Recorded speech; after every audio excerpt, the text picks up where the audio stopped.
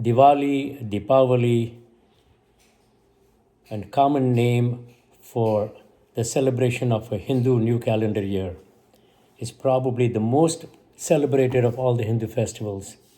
And it has many significances, amongst them doing worshipping the goddess of wealth Lakshmi, the goddess of wisdom Saraswati, Ganesh, the lord of who removes obstacles.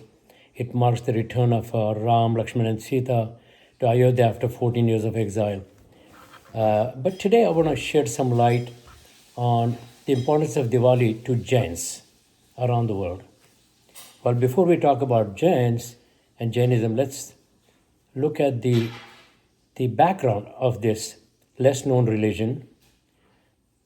Jainism is a religion, some people believe it's a way of life, that started thousands of years ago. And there are 24 Tirthankaras, who are the preachers and followers who went through a cycle of life and death and attained moksha, nirvana.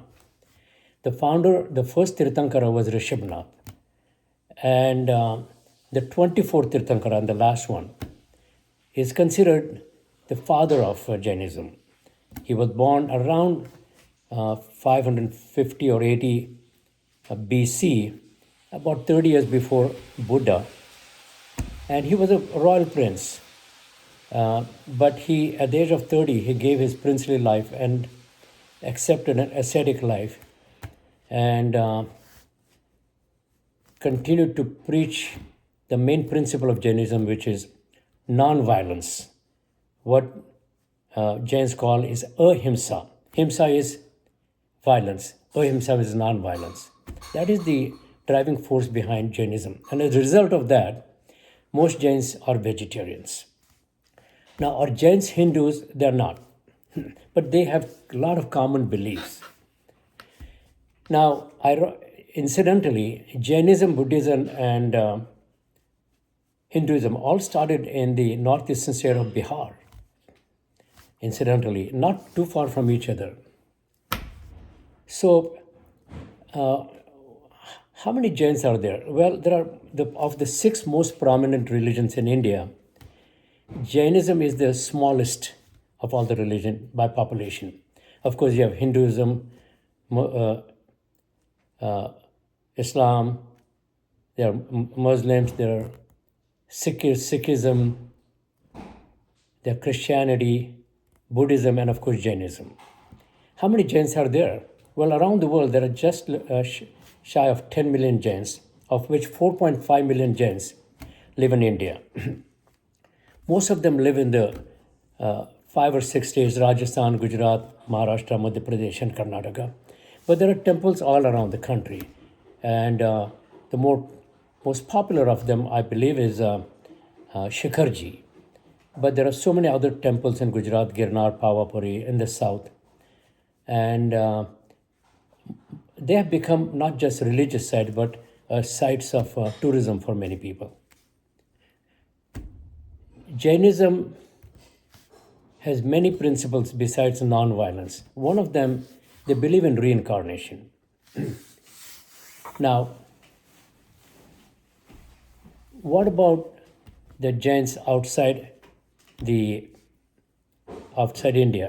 Well, surprisingly, the Jains are present. They have the presence in many countries, including United States, UK, Canada, and Australia, New Zealand, and even Japan and Far East.